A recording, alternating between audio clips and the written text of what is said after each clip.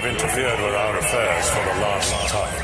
I am literally in the air right now, wrapping up a store. This first class, I am so new at this. What's going on, guys? It's your boy Mars back with another Clash Royale video, and today I've got a quick video showing you what I think is one of the best 2v2 combos in Clash Royale. I was playing with a longtime subscriber and a friend of the channel named Pat in this video. We were just playing some casual 2v2s, and we actually weren't in the same physical place as each other, so we didn't even really have that great of communication, but we have played some 2v2s together before, so we have a general idea of how we're going to play. And guys, I want to focus on what decks we're using because I know a lot of you guys are looking for the best decks to use for 2v2. And yeah, in this video I was using my main ladder deck, which is this deck right here, guys. So it's Royal Hogs, Royal Recruits, and I think that for 2v2s this deck pairs so well with Golem, Night Witch, Lumberjack, Tornado. Yeah, I'm showing you guys two games today that I played last night, and right now we're still in single elixir here of this first game. But in double elixir you'll get to see sort of the better combos that we're able to put together here. But yeah, I think this combo is so good because in my deck I have barb barrel, fireball, and arrows, and in his deck he has tornado and lightning and a bomber that can act as like another sort of mini spell. The bomber is obviously a troop, but you can use him a lot to counter like skeleton armies and stuff like that. And yeah, here you get to see a little bit of the raged Royal Hogs in action there, taking that tower down to 326. That's why I like how he has the Lumberjack and I have Royal Hogs. Sometimes if you can get that raged Royal Hog combo, it can get so much damage. We have plenty of stuff to defend a balloon because he's got Mega Minion, Baby Dragon. I also have Fireball and the Goblin Cage to pull it. Also for air, I have the Zappies and the Flying Machine. So this deck has a lot of direct damage, but it doesn't overdo it with the spells.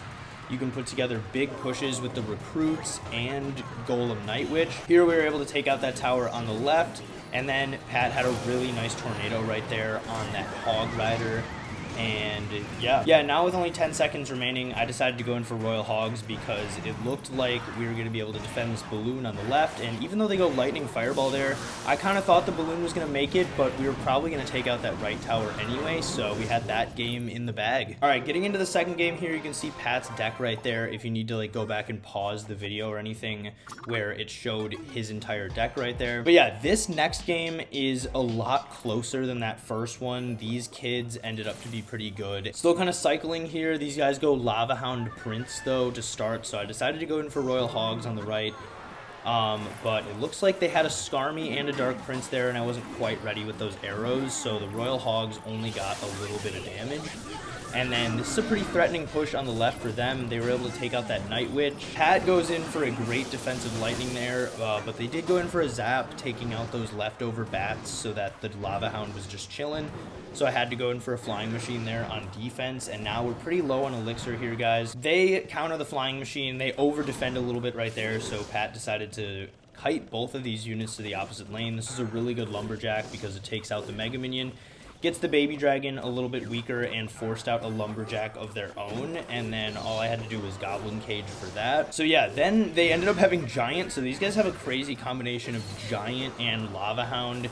And in single elixir, it worked out pretty well for them. As you can see, they have us down to 1200 on the left, and we've gotten barely any damage here, guys, but we're about to get to double elixir, and Royal Hogs, Royal Recruits, and Golem, Night Witch are both much better in double elixir here. And that was a really good Golem on Pat's part right there, because I had enough elixir for Royal Recruits and arrows, so I had 10 elixir to defend if they rushed in the opposite lane. And this is one of my favorite plays to do, is to go for the Recruits in front of the Golem, and then you have the Night Witch trailing in, the Baby Dragon trailing in.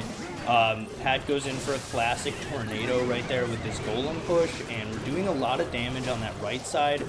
The Recruits in front kind of cleared the way for the Golem to make it to the tower a little bit easier, but the opponents did a good job of taking out that left tower there. We didn't quite have enough elixir to defend that, but we do take them down to 156, so looks like this is going to go to a 2-tower game. It's good to have the Goblin Cage, because I feel like in 2v2s you want to have at least one building between the two of you to help pull things. Here on the left I try to go for the Raged Royal Hogs push, but the Lumberjack didn't die for a while. The Royal Hogs still get a couple of hits on that tower though, which is pretty nice. And this was a little bit sketchy. I wanted to go for recruits in front of the zappy on the left and in front of the night witch, but then I had to arrow at the last second.